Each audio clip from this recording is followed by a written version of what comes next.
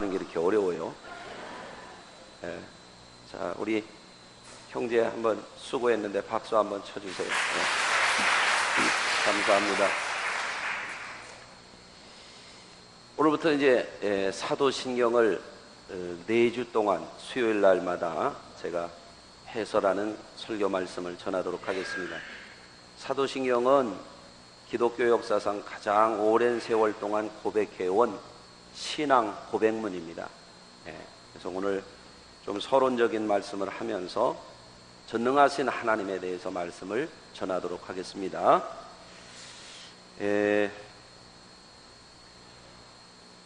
어느 날 예수님은 제자들에게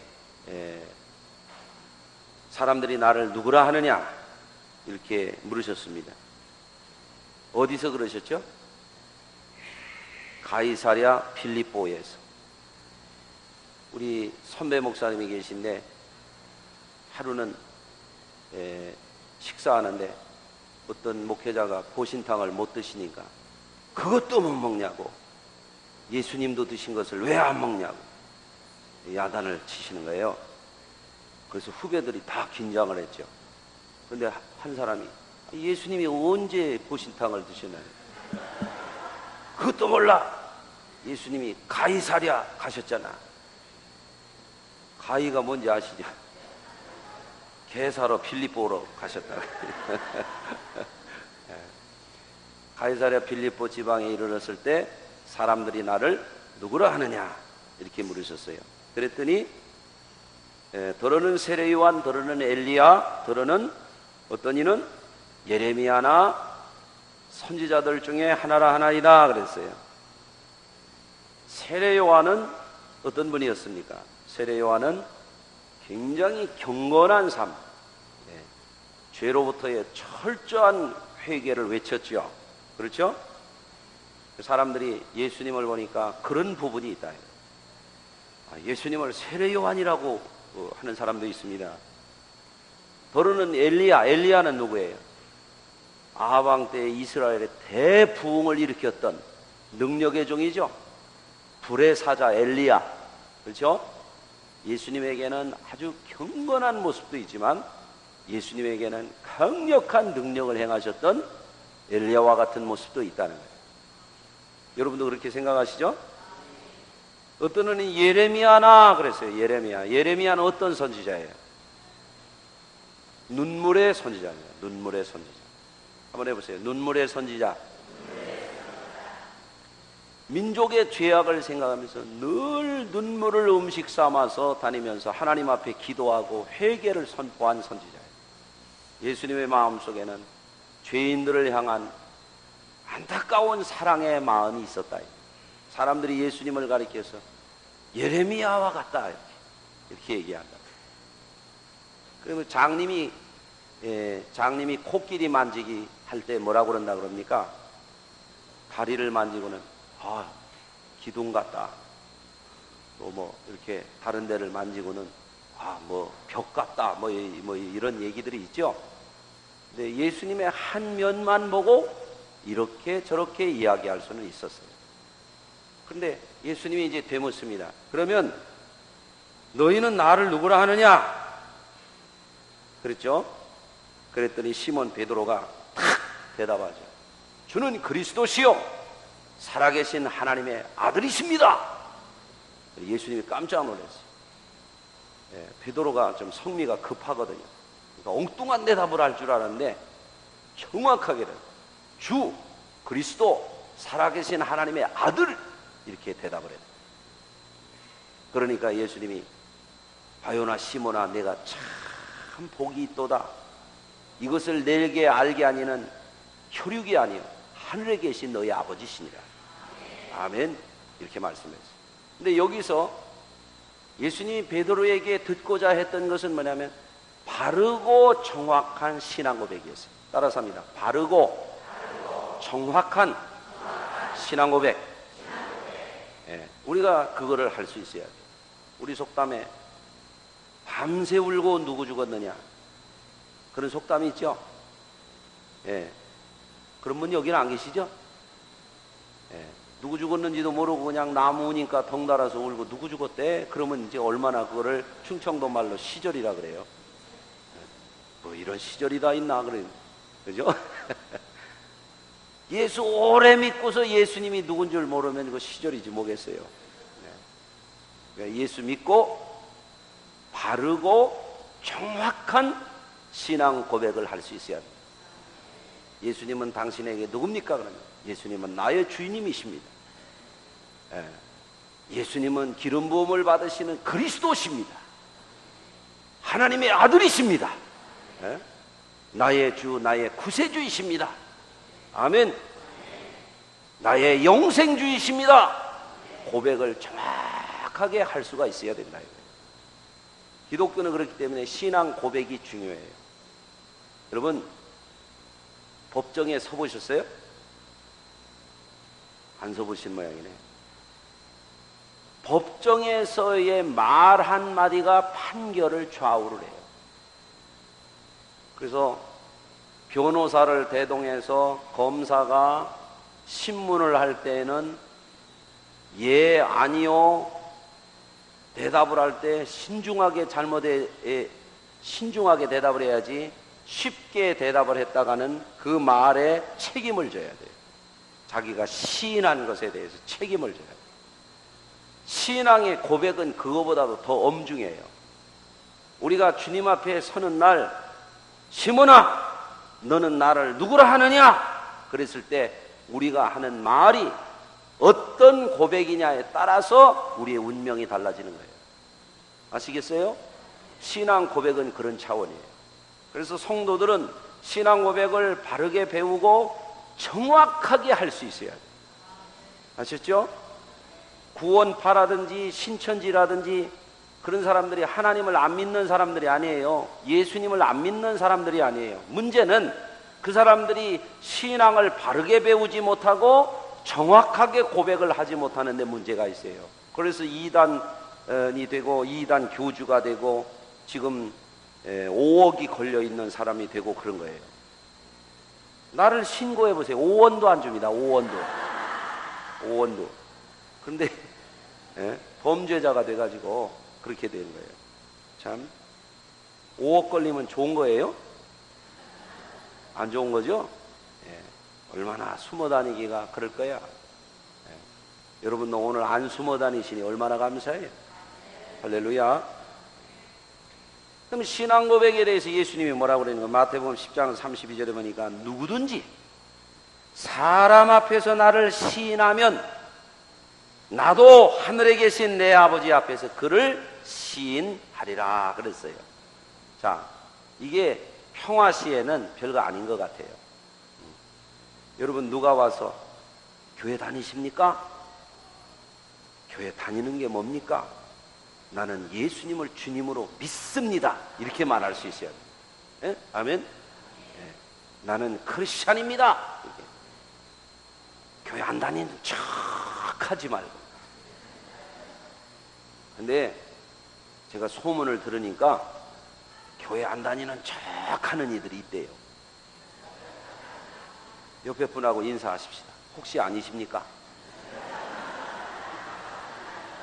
웃는 게 이게 수상쩍어요. 누가 물으면 나는 크리스찬입니다. 사람 앞에 시인할 수 있어야 되거든요.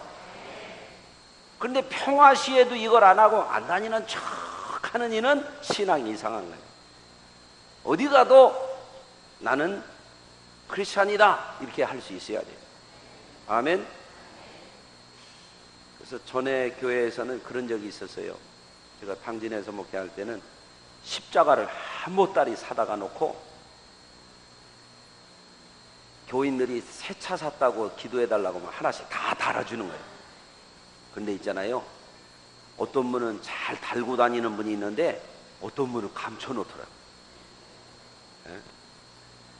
우리 교회도 한번 해볼까요? 십자가 갖다 차에다가 그럼 막 눈을 허옇게 떴다 꼬맣게 떴다 안 할 거 아니에요. 그죠? 근데 평화시에는 사람 앞에서 예수 믿는다고 하는 거 시인할 수 있죠. 근데 요즘에 저 그 중동에서 임신 8개월인 아기 엄마가 법정에 섰어요. 왜? 개종했다고. 네. 회교 율법을 범했다 이거예요. 회교에서 그 회교권에서 모슬렘권에서 태어나면 아버지가 모슬렘 신자이면 그 자녀도 그렇고 물려받네. 개종하면은 사형을 내린다. 사형. 근데 아기가 임신 8개월인데도 법정에서 사형 언도를 해버렸어. 이게 끔찍한 일 아니에요? 여러분들은 대한민국에 태어난 것만 해도 감사하셔야 돼요. 그 모기장 같은 거 시커먼 거 뒤집어 쓰고 안 다니니까 얼마나 감사해요. 예? 자전거 타는 분들 막 하이바 쓰고 한강을 누비고 다니니 얼마나 감사해요 이게. 그거 쓰고 다니라고 그랬으면 얼마나 힘들 뻔했어요. 할렐루야. 예. 그런데 그런 앞에서 그들 법정에 설 때도 그게 사람 앞에잖아요. 공산당이 총뿌리를 갖다 댈 때도 그게 사람 앞에잖아요. 예? 이게 쉬운 일이냐 이겁니다. 제가 춘천에 있을 때 탈북자 하나가 있었는데 북한을 넘나들면서 보따리상을 한 거예요. 이렇게 돈을 많이 벌었어요. 땅도 사놓고 집도 사놓고. 근데 예수 믿는 거를 알아버린 거예요, 공산당이. 이게. 그래서 도망을 온 거예요. 누구라고 이름은 내가 얘기를 못해요. 예. 그렇더라고요. 지금 북한 땅에서 예수 믿는다고 말만 했다면은 잡혀가는 거예요. 경우에 따라서는 사형을 당하기도 하고, 경우에 따라서는 노동교화형에 처하고, 평생 중노동하는 데 가서 일만 하다가 죽는 거예요. 예수 믿는다는 거 그거 하나 때문에. 이런 시대가 됐다 이거죠. 사람 앞에서 나를 시인하면 나도 하나님 앞에서 그를 시인하겠다 하는 거, 이 사람 앞에서 신앙을 고백한다고 하는 것 자체가 이 말씀에 따르면은 구원받는 것과 구원받지 못하는 것을 갈라놓는 중요한 분기점이 된다는 거예요. 여러분 예수님을 믿습니까? 어디서나 시인할 수 있습니까? 안 믿는 시댁 식구 앞에서도, 안 믿는 처갓집 식구 앞에서도, 안 믿는 직장 상사 앞에서도 그거 할 수 있냐 이거예요.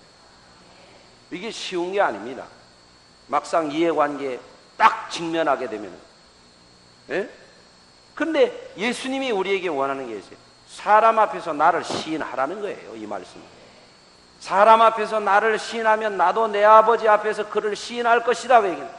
어느 곳에서나 누구 앞에서나 주님을 시인할 수 있는 정확한 신앙 고백을 가지고 살라 하는 주의 명령이에요. 아멘.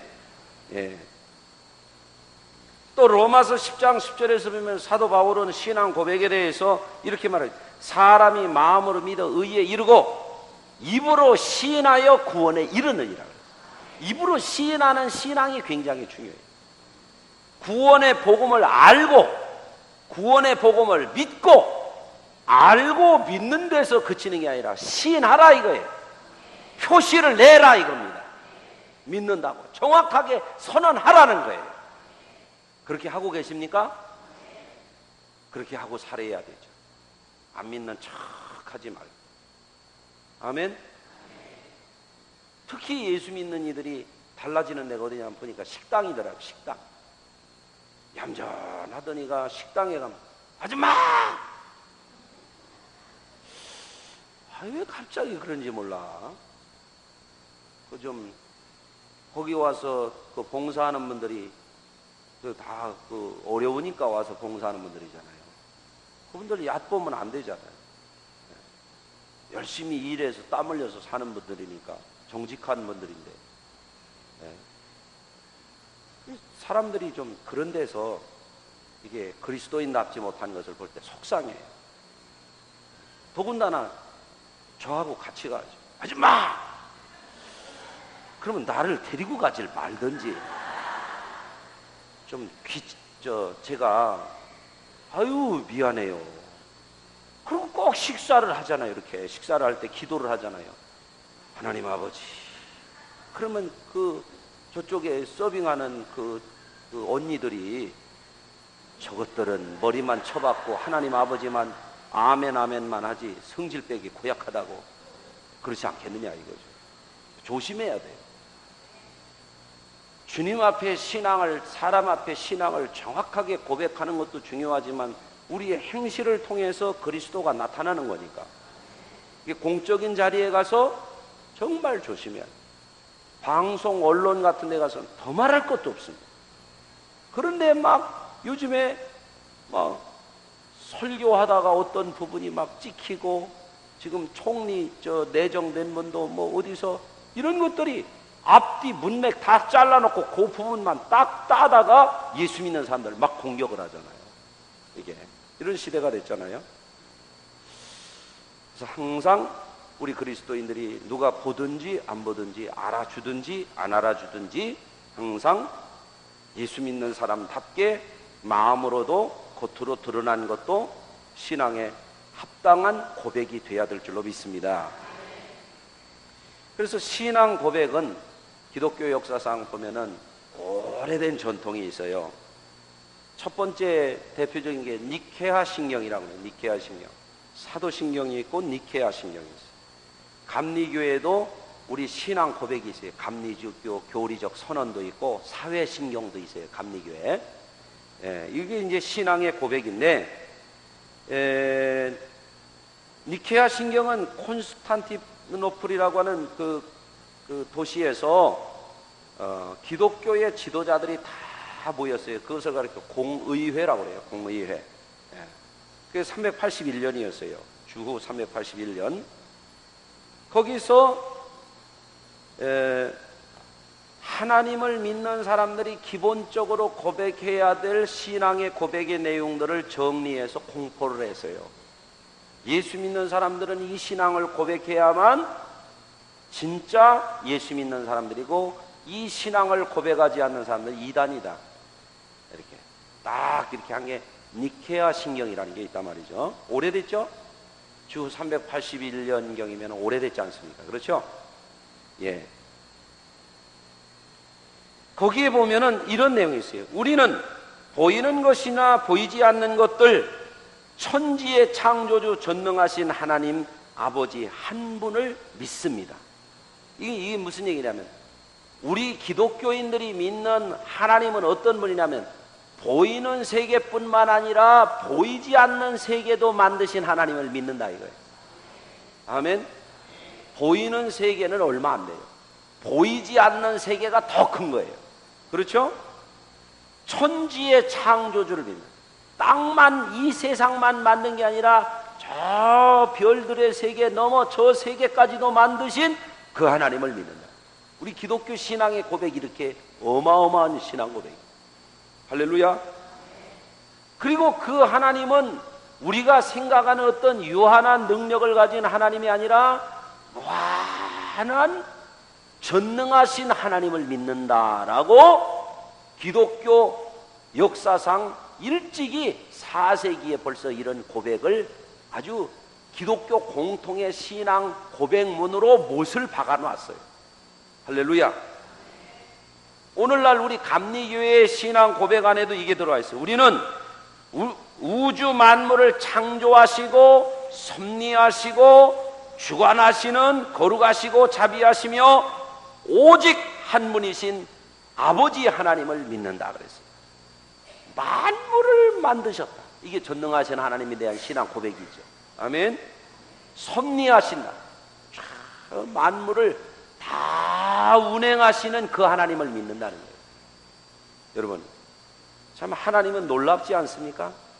우리 몸도, 우리 몸에 있는 핏줄을 쫙 일렬로 해놓으면 달나라를 몇 번 왔다 갔다 할 정도가 된다는 거예요. 얼마나 대단해요. 실핏줄, 모세혈관까지. 그런데 이 심장에서 피가, 주먹만한 심장이 펌핑을 하면 몸을 1분 정도만 한 바퀴씩 피가 도는 거야. 이게 얼마나 많은 길을 이렇게 돌아다니는 거예요. 이게 참 신비하죠. 이 사람 몸속에 있는 DNA가 이렇게 꽈배기처럼 나선형으로 되어 있거든요. 예.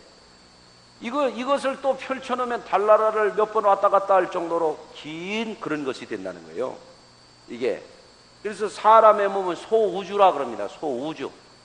대단하죠? 예. 이거를 다 섭리하시는 거예요. 여러분 오늘 밤에도 주무실 때도 여러분이 심장을 내가 뛰게 해야지 한 번, 두 번, 세 번 이래 가지고 되는 거예요. 우리가 잠자도 하나님이 다 뛰게 하시는 거예요. 근데 이게 생각을 해보시라고. 이게 얼마나 기가 막힌 건가. 자동차도 새 차를 사면은요 보통 10년 타면은 고물차도예요. 맞죠? 근데 특히 10년 정도 타면 엔진이 거의 다 되는 거예요, 이게. 그런데 우리 심장이 10년만 되면 고물된다고 생각해 보라고요. 여기 여러분들 앉아 있을 수가 있나? 수십 년을 이거를 뛰도록 이거를 하시는 분이 누구냐면 하나님이라 이거. 이거를 섭리한다 그래요. 섭리한다. 지구가 자전하고 달이 지구를 한 달에 한 바퀴씩 돌고 지구가 태양을 1년에 한 바퀴씩 돌고 이런 거를 다 주관하시는 분이 하나님이시라는 것을 고백을 하는 거예요. 이게 우리 기독교 신앙입니다. 할렐루야. 그래서 이 사도신경이라고 하는 이름이 처음 사용된 것은 주 390년경이에요. 그런데 처음 사도신경이라고 하는 이름으로 고백이 된 것은 390년경이지만 기독교 역사의 자료를 거슬러서 찾아가 보면 사도신경에 고백된 내용들이 2세기경부터 공적으로 고백되었던 것을 확인할 수가 있어요. 그래서 2세기 예수님이 계셨던 그 당시가 1세기 그 사도들의 시대를 지나서 교부라고도 일컬어지고 속사도라고도 일컬어지는 예수님의 제자들의 제자의 시대에 와서 벌써 사도신경에서 고백되었던 내용들이 교회의 공적인 자리에서 신앙으로 고백이 됐다는 거예요. 그래서 예를 들면 110년경의 이그나티우스라든지 순교자 저스틴이라든지 또 디다케와 같은 이런 기독교 100년경에 있었던 이런 자료들에 보면 신앙에 대한 언급, 다시 말하면 세례를 받는 새신자에게 전능하사 천지를 지으신 하나님을 믿습니까? 이렇게 묻는 거예요. 제가 한번 물어볼게요. 그럼 여러분이 대답을 하셔야 돼요. 전능하사 천지를 지으신 하나님 아버지를 믿습니까? 아멘. 그럼 이렇게 아멘 해야 세례를 줬다 이거예요. 100년경에 기독교 역사 100년경에. 그러니까 오늘날 사도신경으로 고백하는 문화는 390년경에 확정됐지만 그 훨씬 더 이전부터 기독교 역사의 100년경부터 예수님이 태어날 때를 1년으로 치고 말이에요. 100년경부터 벌써 이 사도신경에 있는 신앙 고백이 기독교의 공통의 고백으로 고백되어 왔다 이겁니다. 그러니까 사도신경이라고 하는 것이 이렇게 뿌리가 깊다고 하는 것을 여러분이 아셔야 되겠어요. 그러면 왜 이런 것이 생겨났을까요? 초대교회 당시에는 오늘날처럼 정보가 이렇게 활발하게 교류가 안 돼요. 초대교회 당시에는 컴퓨터도 없어요. 휴대폰도 없어요. 인터넷 전화도 안 돼요. 그렇잖아요? 2000년 전에 뭐가 있었겠어요? 그러다 보니까 이단이 많은 거예요. 이단. 바울이 에베소 교회 갔을 때 너희가 믿을 때 성령을 받았느냐? 우리는 성령이 있음도 듣지 못하였노라. 막 자기들 마음대로 예수 믿는다고 그랬단 말이죠. 그러니까 이 교회가 이 신앙을 성경에 나오는 신앙, 기독교 복음적인 신앙을 딱 정리할 필요가 있었던 거죠. 그러니까 교계의 지도자들이 모여서 니케아 신경도 만들고 사도신경도 사도 때부터 기독교가 고백해온 신앙을 확정해서 오늘날까지 우리가 공예배 때 이거를 고백을 하는 거예요. 아멘. 네. 그런 의미가 있어요. 그래서 사도신경은 라틴어로 크레도 고백합니다로부터 시작이 돼요. 그리고 아멘으로 끝나요. 우리 기독교인들에게 있어서 신앙이 중요한 건 뭐냐면 고백하는 신앙. 속으로 가지고 있는 신앙이 아니라 속으로도 믿고 겉으로도 표시하는 신앙이 중요하다. 아멘. 그래서 우리가 믿는 이 신앙의 첫 번째가 뭔가 봤더니 우리는 전능하신 하나님을 믿습니다. 아멘.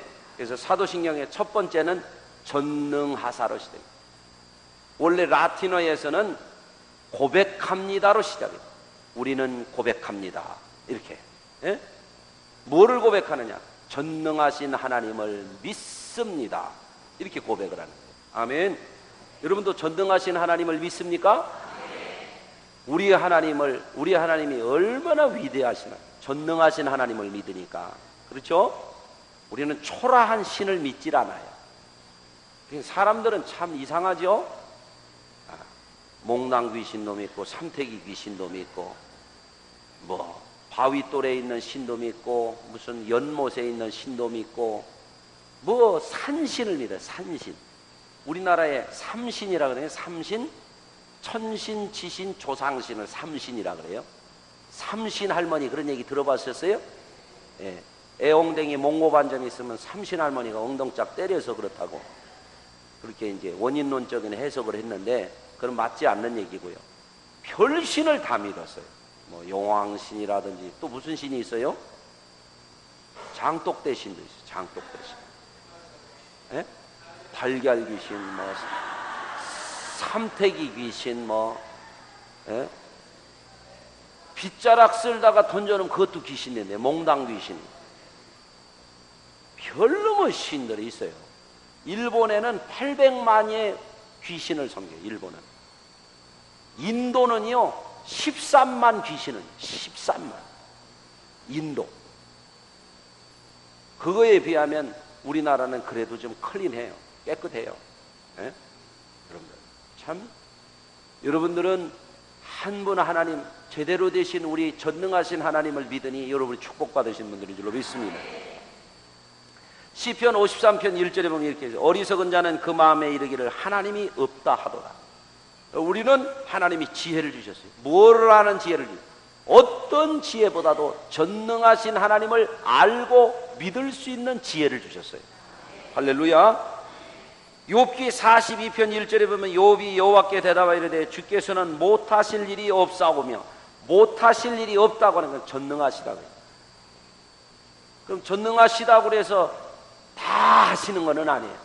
전능하신 하나님은 그 하나님의 의지대로 하실 수도 있고 안 하실 수도 있는 주권이 있는 분이에요. 그러나 하나님이 원하시면 뭐든지 하실 수 있어요.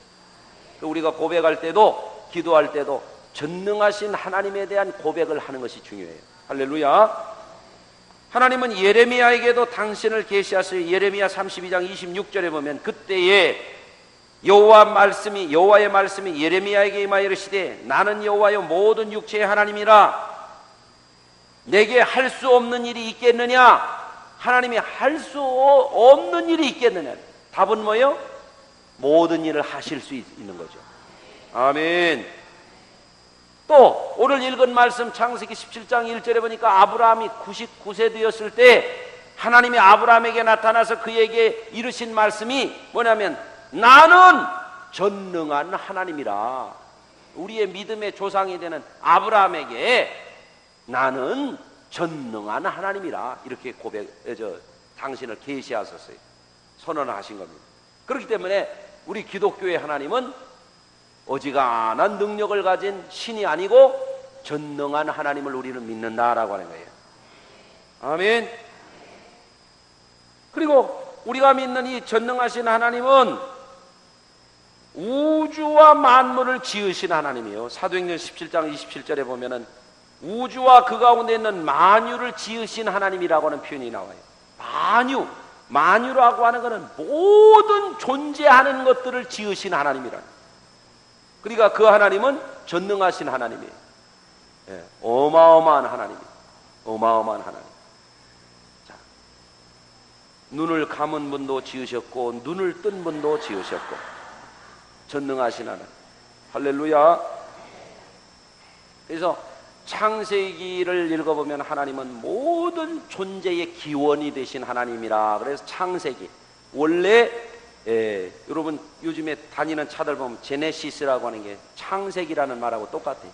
기원이라는 게 기원, 근원, 원천, 그런 얘기. 자, 세 번째, 그 하나님 아버지가 되시는 그분은 이 사도신경을 통해서 우리가 알아야 돼요.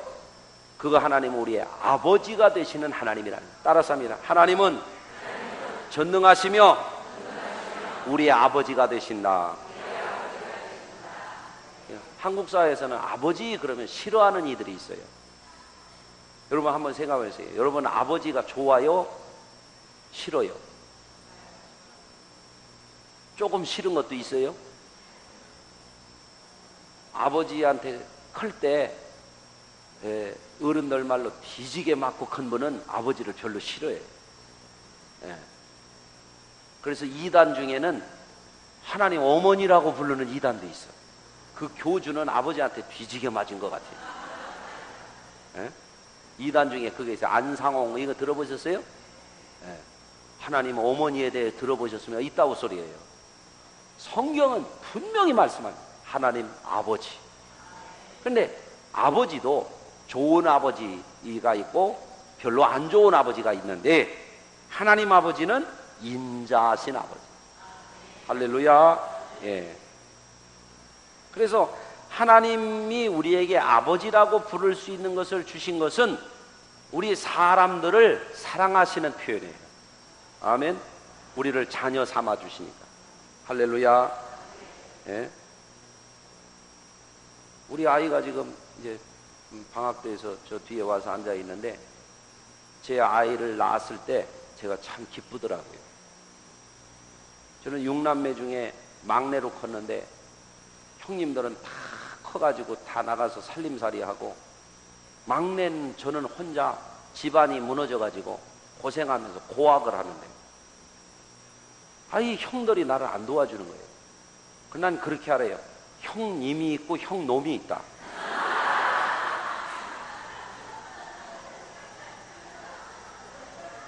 그럼 내가 여러분에게 한번 수수께끼를 내볼게요. 동생의 사탕을 뺏어 먹는 것은 형님이다, 형놈이다? 동생의 사탕을 뺏어 먹는 건 형놈이에요. 동생한테 아이스크림을 사주는 형은 형님이다, 형놈이다? 그 차이를 아시겠어요? 난 그걸 배웠어요.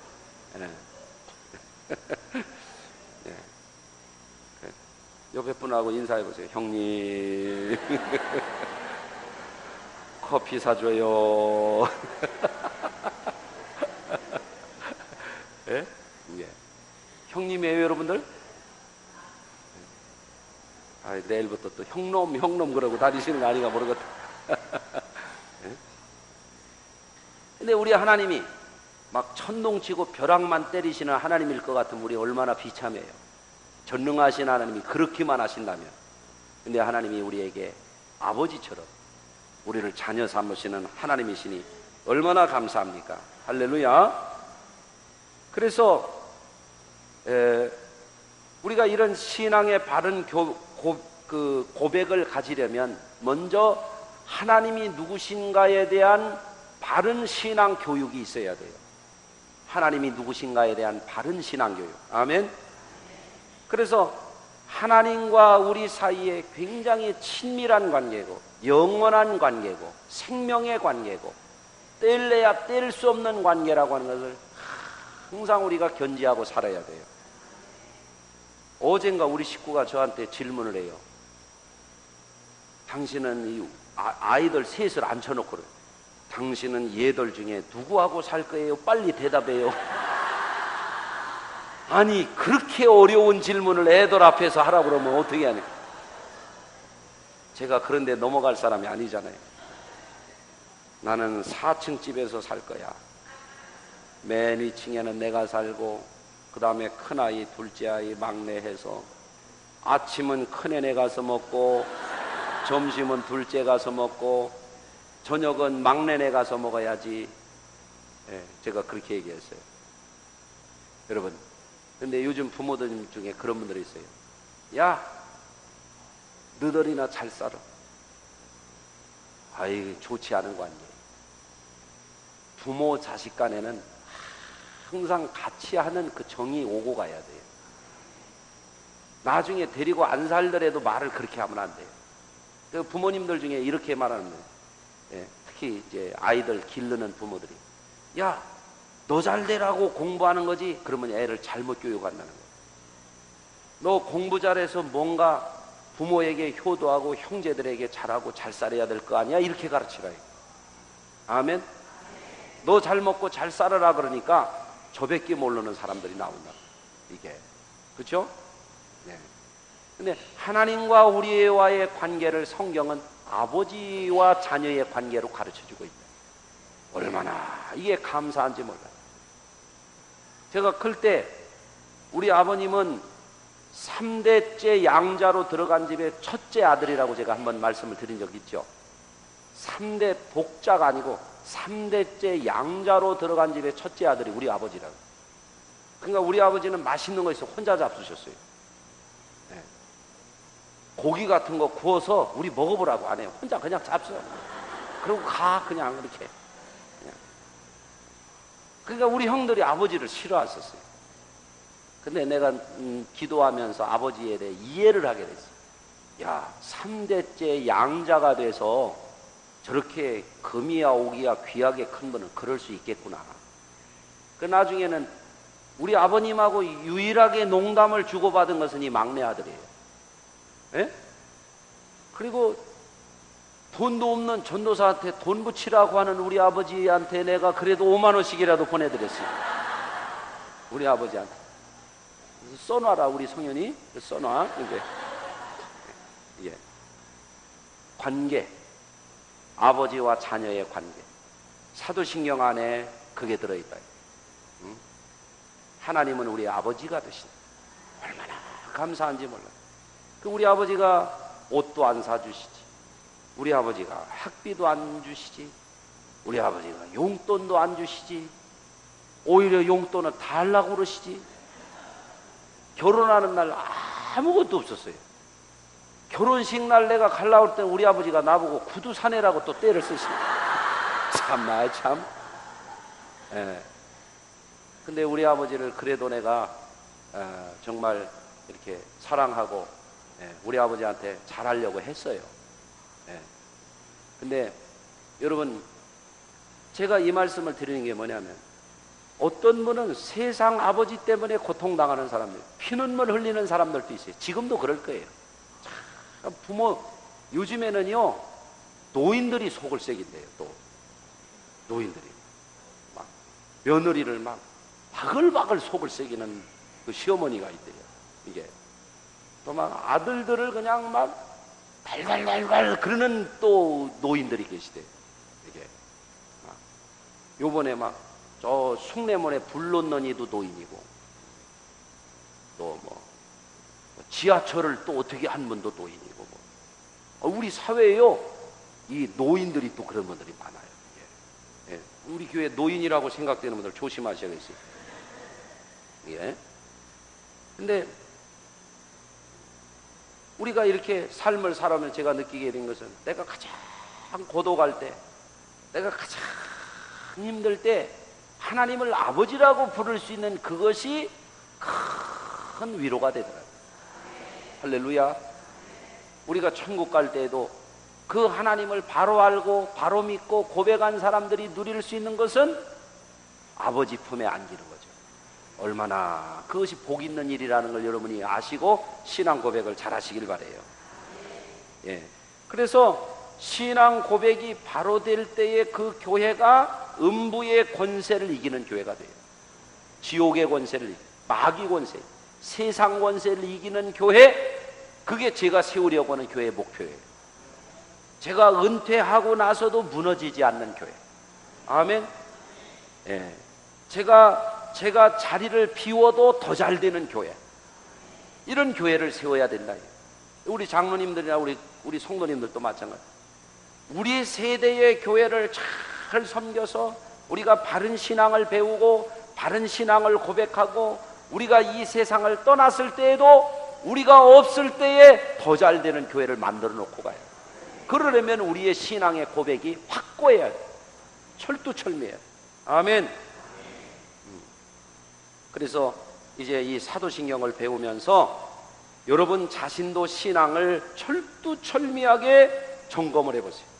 나는 진짜 전능하신 하나님을 믿는가? 그분을 내 아버지로 인정을 하는가? 아멘. 그분이 왜 아버지십니까? 내 영혼을 지으신 분이니까 아버지시죠. 아멘. 육신의 생명을 물려주신 분도 아버지지만, 세상 아버지지만, 내 영혼을 지으신 분이 그분이 아버지가 되시는 거예요. 이 하나님 전능하신 아버지를 잘 배우고 믿고 고백하시기를 주의 이름으로 축원합니다. 예, 우리 찬양 한 곡하고 마치겠습니다. 우리 광고 하나 드리면 예배 후에 찬양 연습 한 분도 빠지지 말라고 이렇게 광고가 됐습니다. 참여를 꼭 부탁을 드립니다. 우리 찬양 한 곡 하겠습니다. 111번 영혼의 찬양 부르고 통성으로 잠시 기도하고 마치겠습니다. 111번 심야 기도에 많이 나오십시오. 111번 직분자들 빠지지 마시고요.